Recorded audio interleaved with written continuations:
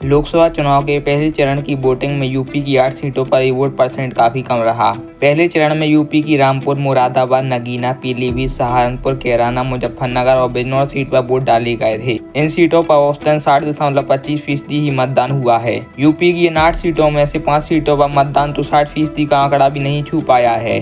जबकि पिछले 2019 के लोकसभा चुनाव की बात की जाए तो हर सीट पर लगभग 63% वोट डाले गए थे। वहीं अगर पिछले साल की औसत से तुलना करें तो इस बार करीब 6% वोटिंग कम यूपी में हुई है।